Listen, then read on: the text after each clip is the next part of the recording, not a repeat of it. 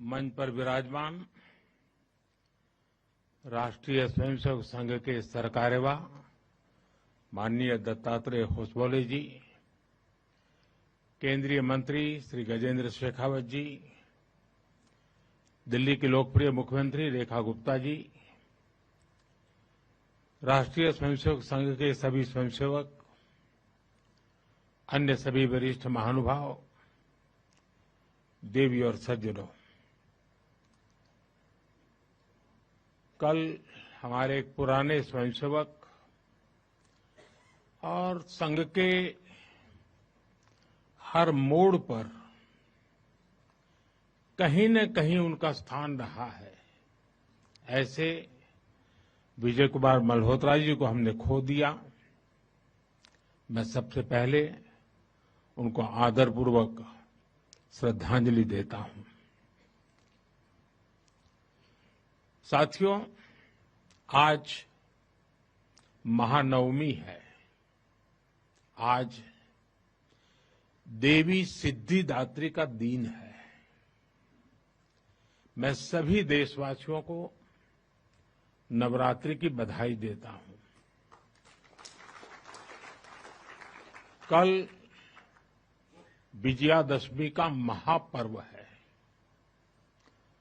अन्याय पर न्याय की जीत, असत्य पर सत्य की जीत, अंधकार पर प्रकाश की जीत। विजयादशमी भारतीय संस्कृति के इस विचार और विश्वास का कालजयी उद्घोष है।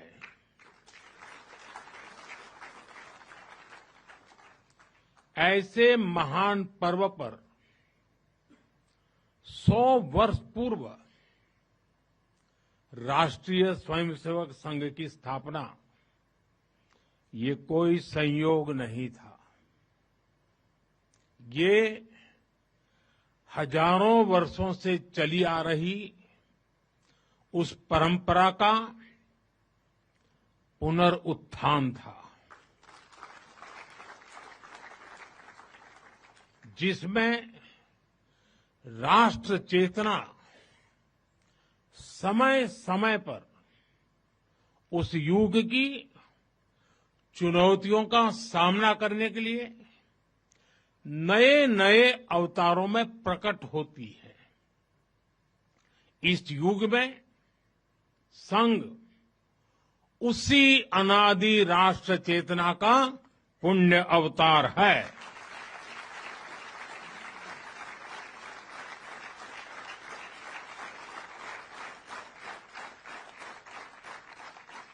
साथियों,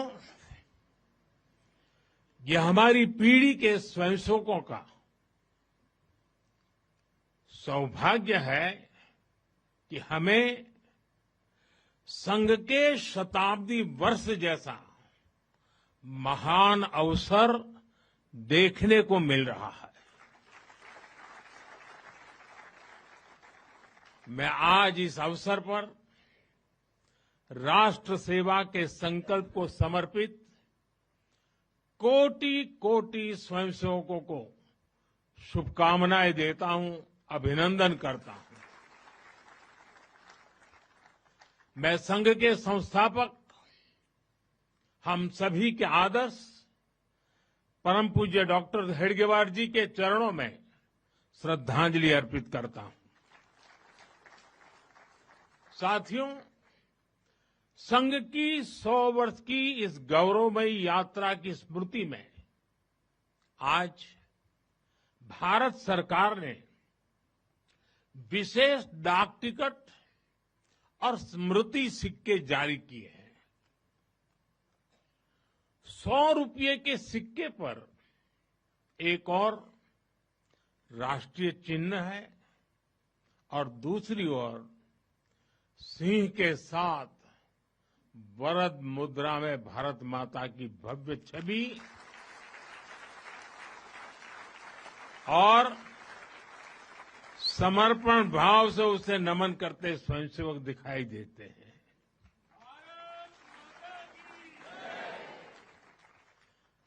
भारतीय मुद्रा पर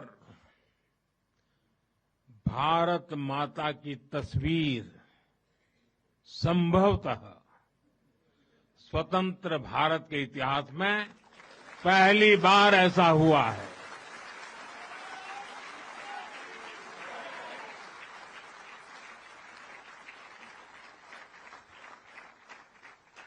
इस सिक्के के ऊपर संघ का बोध वाक्य भी अंकित है।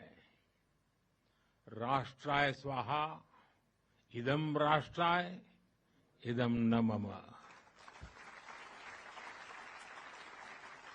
साथियों, आज जो विशेष स्मृति डाक टिकट जारी हुआ है, उसकी भी अपनी एक महत्ता है। हम सभी जानते हैं 26 जनवरी को गणतंत्र दिवस की परेड की कितनी अहमियत होती है। 1963 में 1963 में आरएसएस के स्वयंसेवक भी 26 जनवरी की उस राष्ट्रीय परेड में शामिल हुए थे और उन्होंने आन बान शान से राष्ट्रभक्ति की धुन पर कदम ताल किया था। इस टिकट में उसी ऐतिहासिक क्षण की स्मृति है।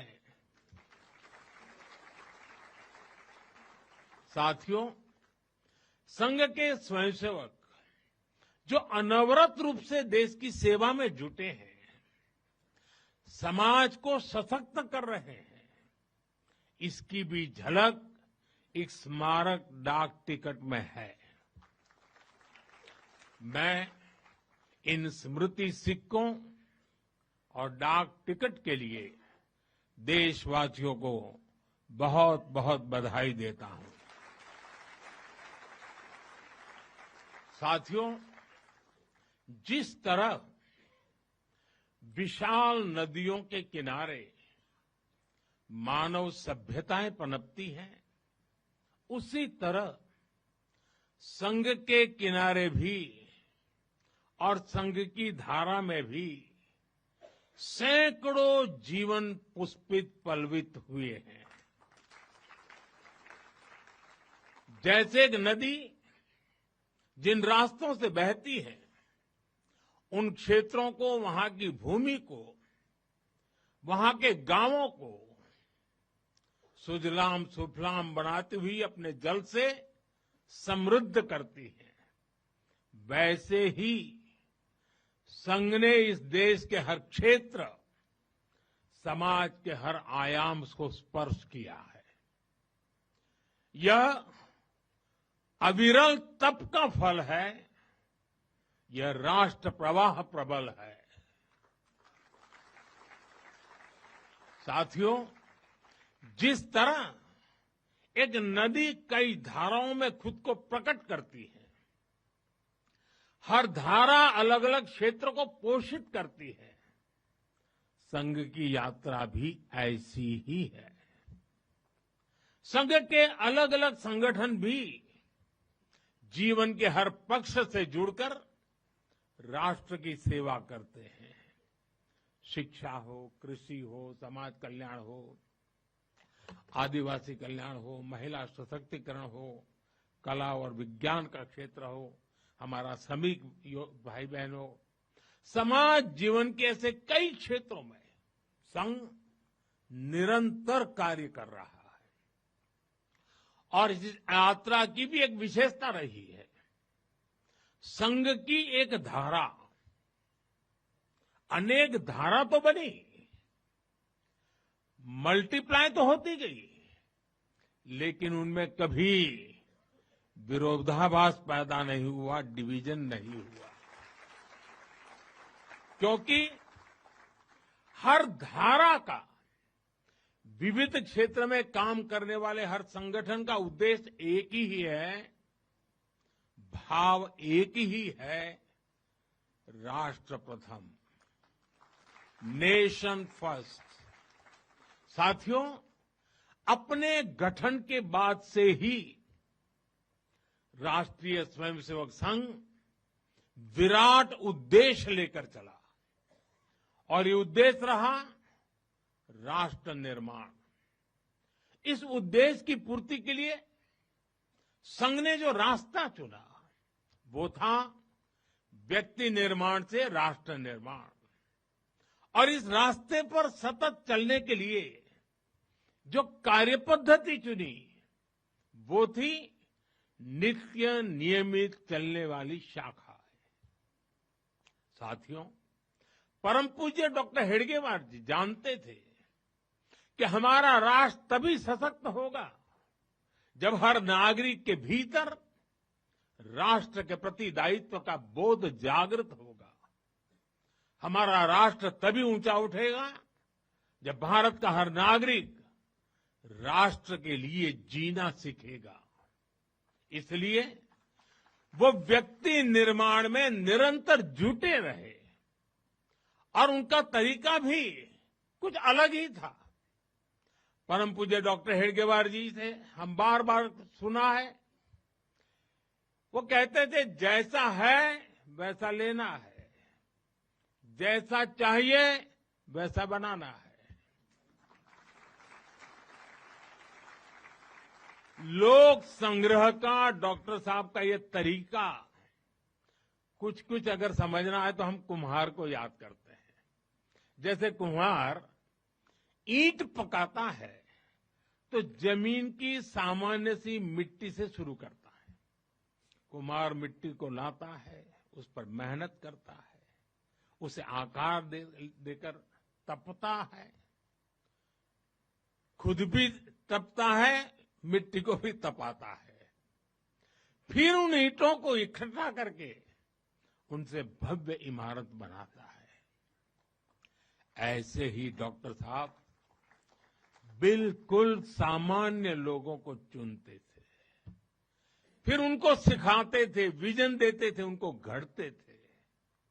इस तरह वो देश के लिए समर्पित स्वयंसेवक तैयार करते थे।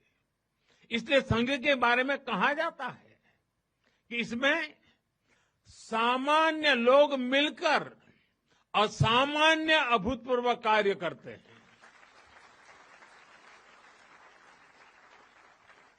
साथियों, व्यक्ति निर्माण की ये सुंदर प्रक्रिया हम आज भी संघ की शाखाओं में देखते हैं।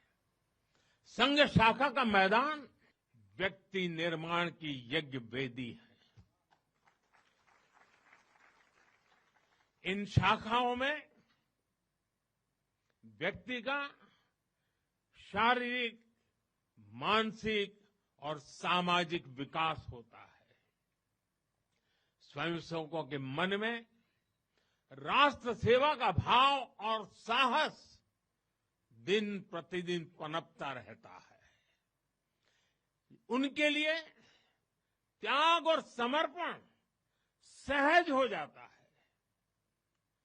श्रेय के लिए प्रतिस्पर्धा की भावना समाप्त हो जाती है और उन्हें सामूहिक निर्णय और सामूहिक कार्य का संस्कार मिलता है।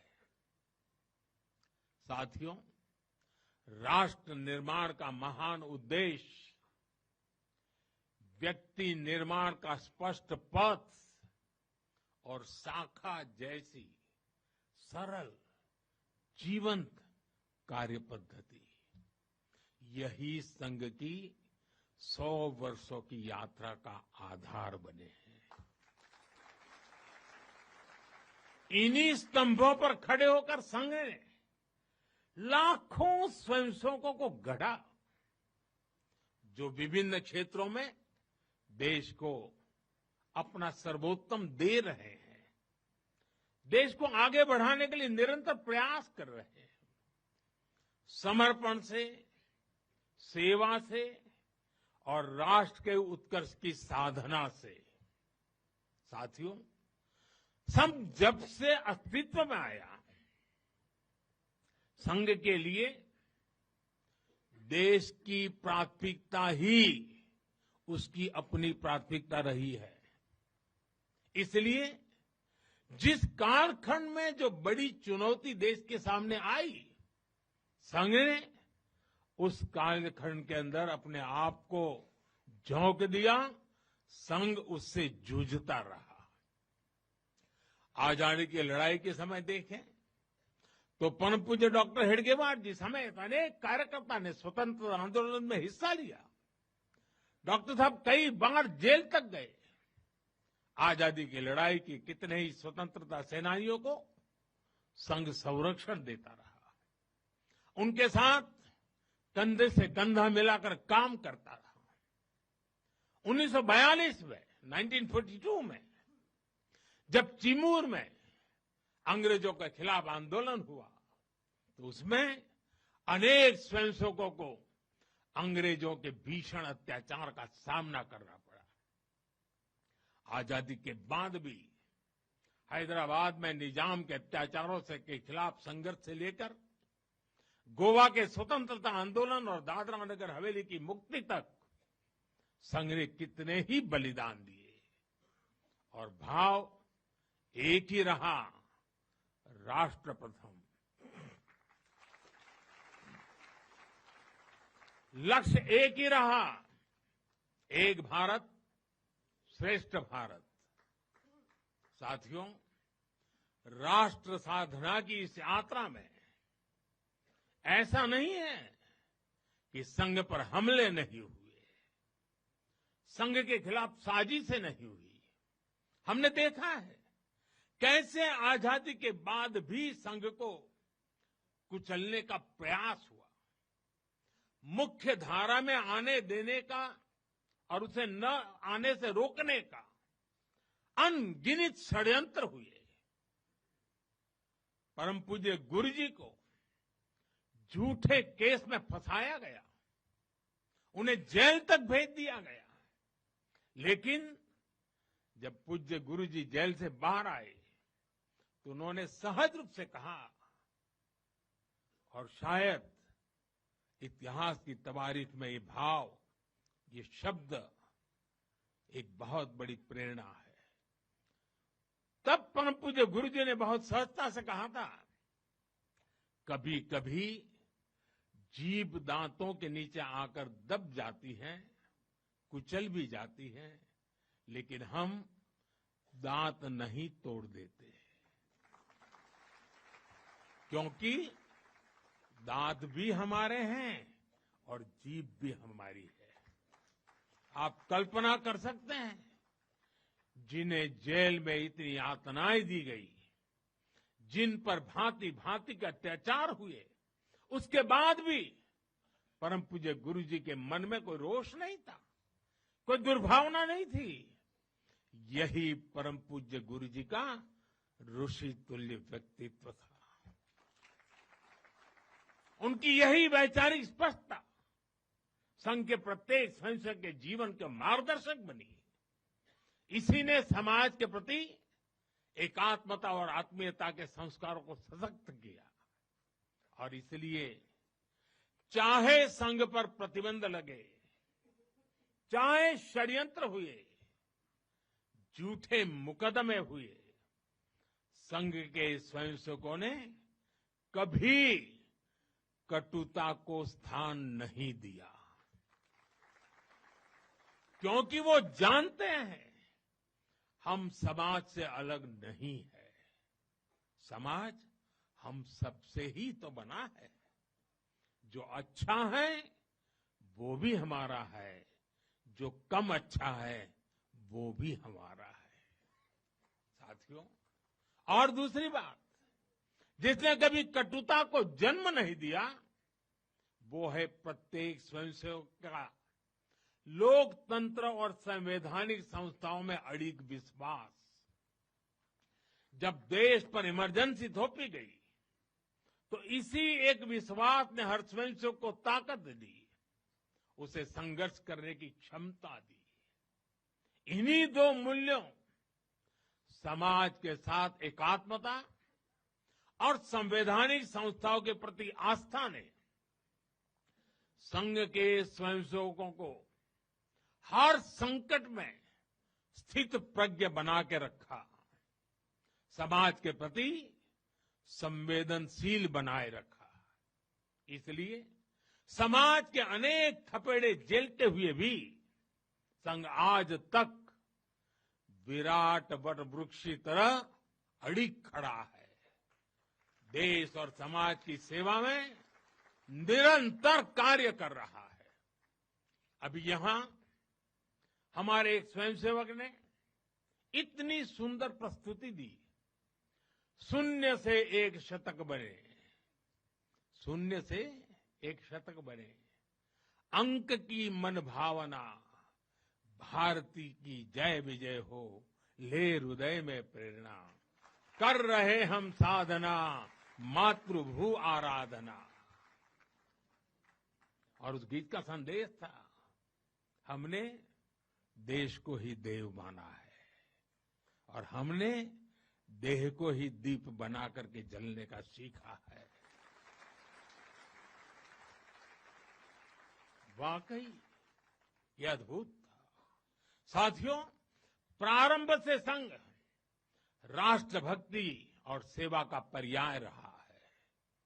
जब विभाजन की पीड़ा ने लाखों परिवारों को बेघर कर दिया, तब स्वयंसेवकों ने शरणार्थियों की सेवा की। संघ के स्वयंसेवक अपने सीमित संसाधनों के साथ सबसे आगे खड़े थे। यह केवल राहत नहीं था, यह राष्ट्र की आत्मा को संबल देने का कार्य था। साथियों, 1956 में 1956 में गुजरात के कच्छ के अंजार में बहुत बड़ा भूकंप आया था। तबाही इतनी बड़ी थी, चारों ओर विनाश का दृश्य था।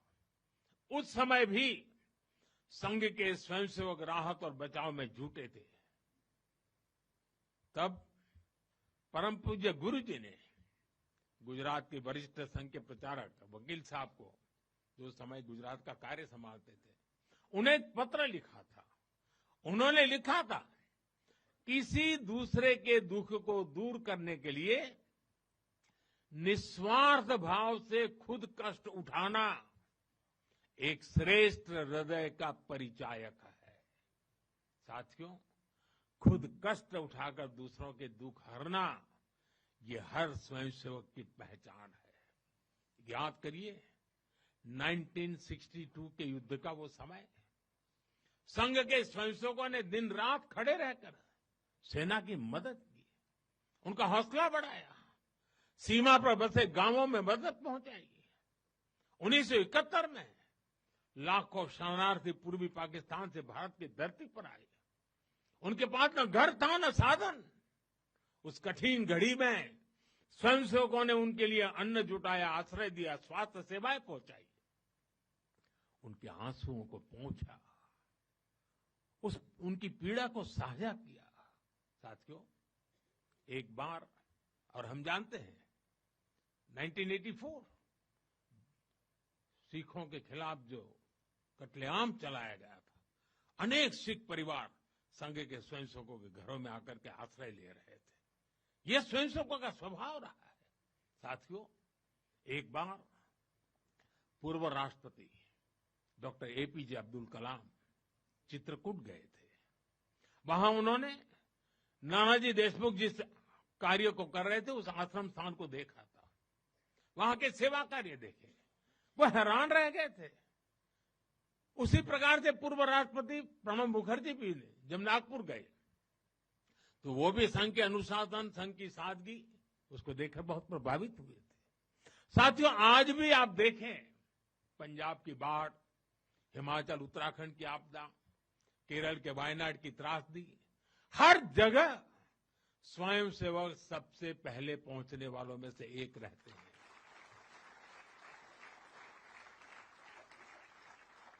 कोरोना काल में तो पूरी दुनिया ने संघ के साहस और सेवा भाव का प्रत्यक्ष प्रमाण देखा है।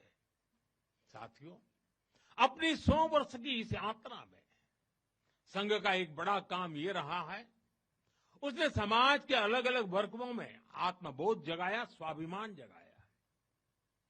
और इसके लिए संघ देश के उन क्षेत्रों में भी कार्य करता रहा है जो दुर्गम है, जहां पहुंचना सबसे कठिन है। हमारे देश में लगभग 10 करोड़ आदिवासी भाई बहन हैं, जिनके कल्याण के लिए संघ लगातार प्रयासरत है। लंबे समय तक सरकारों ने उन्हें प्राथमिकता नहीं दी, लेकिन संघ ने उनकी संस्कृति, उनके पर्व, उत्सव, उनकी भाषा और परंपराओं को सर्वोच्च प्राथमिकता दी। सेवा भारती, विद्या भारती, एकल विद्यालय, वनवासी कल्याण आश्रम आदिवासी समाज के सशक्तिकरण का स्तंभ बनकर के उभरे।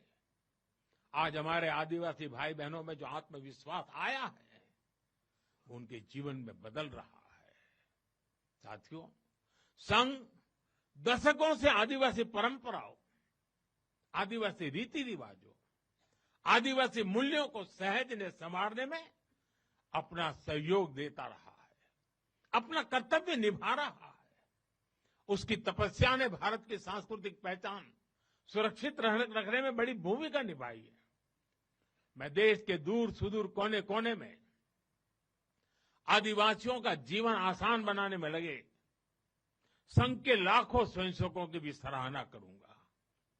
साथियों, समाज में सदियों से गर्क कर चुकी जो बीमारियां हैं, जो ऊंच नीच की भावना है, जो कुप्रथाएं हैं, छुआछूत जैसी गंदगी भरी पड़ी है, ये हिंदू समाज की बहुत बड़ी चुनौती रही है। एक ऐसी गंभीर चिंता है जिस पर संघ लगातार काम करता रहा है। एक बार महात्मा गांधी जी वर्धा में संघ के शिविर में गए थे। उन्होंने भी संघ में समता, ममता, समरसता, समभाव, मम भाव, ये जो कुछ भी देखा उसकी खुलकर तारीफ की थी। और आप देखिए, डॉक्टर साहब से लेकर आज तक संघ की हर महान विभूति ने, हर सरसंघ चालक ने भेदभाव और छुआछूत के खिलाफ लड़ाई लड़ी है। परम पूज्य गुरु जी ने निरंतर न हिंदू पतितो भवेत की भावना को आगे बढ़ाया। यानी हर हिंदू एक ही परिवार है, कोई भी हिंदू कभी पतित या नीचा नहीं हो सकता। पूज्य बाला साहब देवव्रत जी के शब्द भी हम सबको याद है।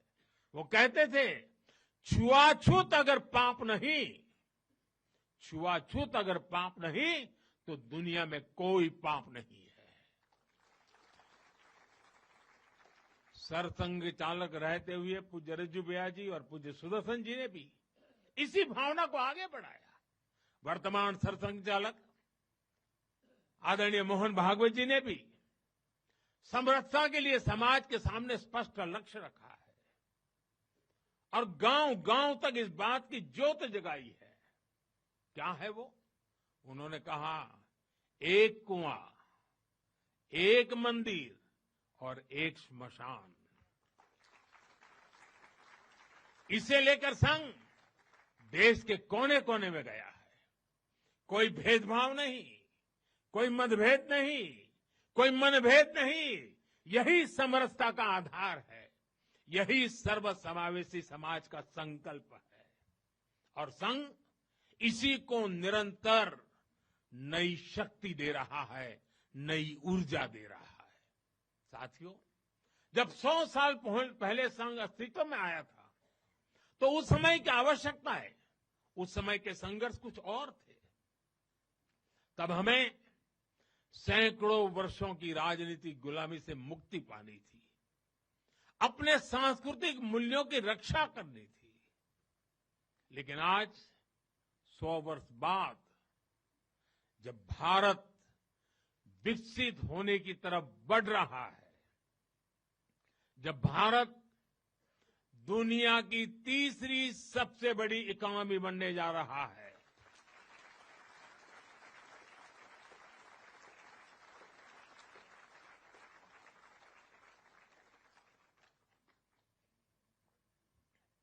जब देश और देश का बहुत बड़ा गरीब वर्ग गरीबी को परास्त करके, गरीबी को पराजित करके आगे आ रहा है, जब हमारे युवाओं के लिए नए नए सेक्टर्स में नए अवसर बन रहे हैं, जब ग्लोबल डिप्लोमेसी से क्लाइमेट पॉलिसीज तक भारत विश्व में अपनी आवाज बुलंद कर रहा है, तब आज के समय की चुनौतियां अलग है, संघर्ष भी अलग है। दूसरे देशों पर आर्थिक निर्भरता हमारी एकता को तोड़ने की साजिशें, डेमोग्राफी में बदलाव के षड्यंत्र, एक प्रधानमंत्री के नाते मैं नम्रतापूर्वक कहूंगा कि मुझे बहुत संतोष है कि हमारी सरकार इन चुनौतियों से तेजी से निपट रही है।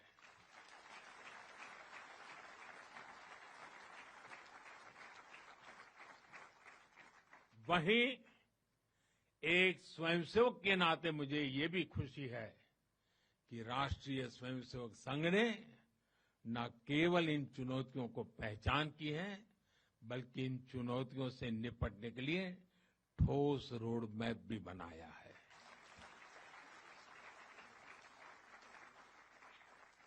अभी माननीय दत्ता जी ने जिन चीजों का उल्लेख किया, मैं अपने तरीके से फिर से एक बार उसका उल्लेख करना चाहूंगा।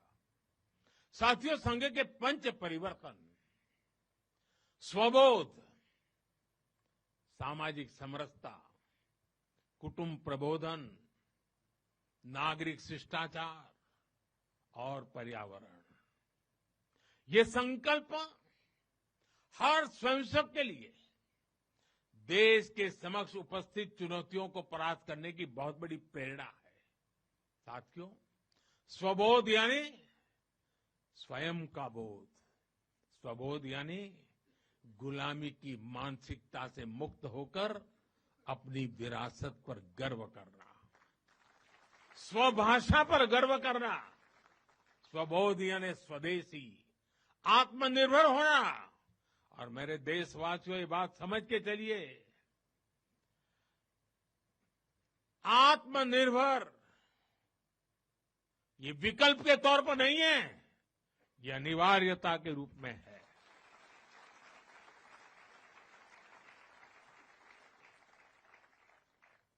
हमें स्वदेशी के अपने मूल मंत्र को समाज का संकल्प बनाना है।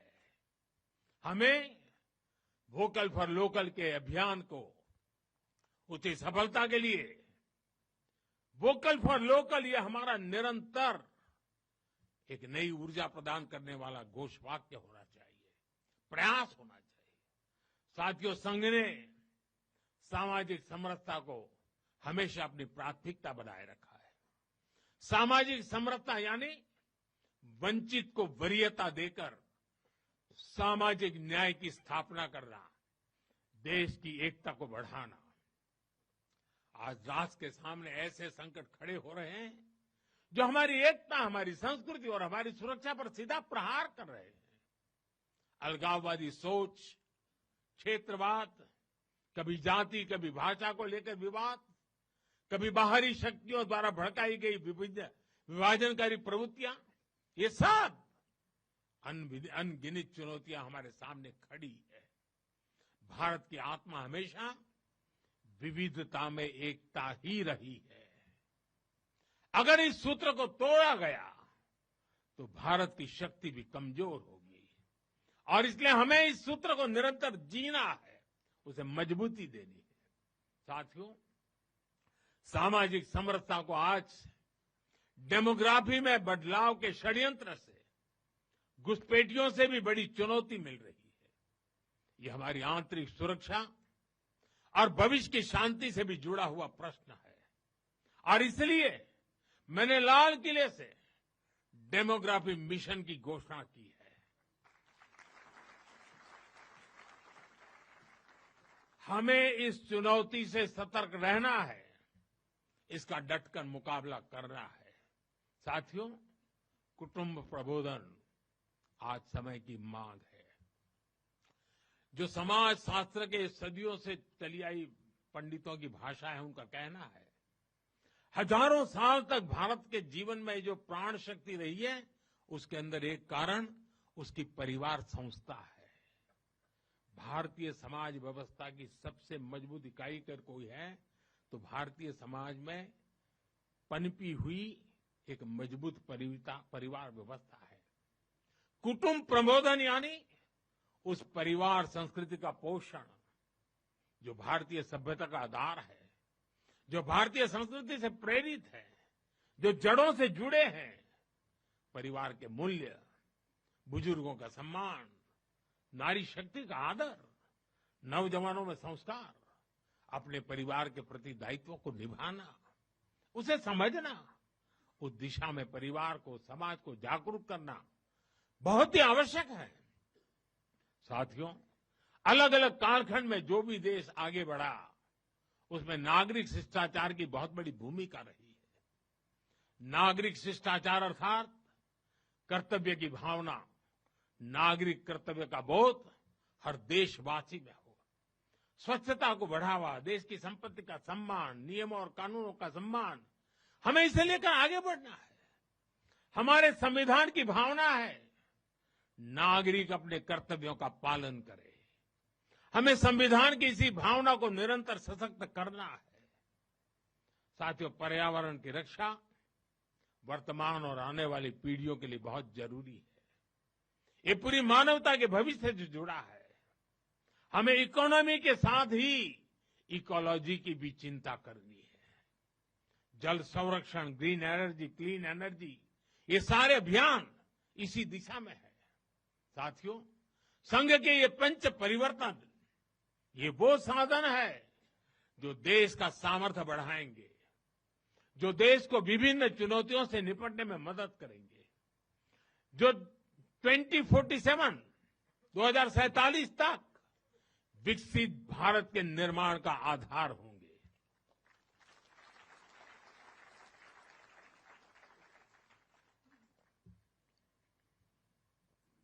साथियों, 2047 का भारत तत्वज्ञान और विज्ञान, सेवा और समरसता से गढ़ा हुआ वैभवशाली भारत हो। यही संघ की दृष्टि है, यही हम सब संशोधन की साधना है और यही हमारा संकल्प है।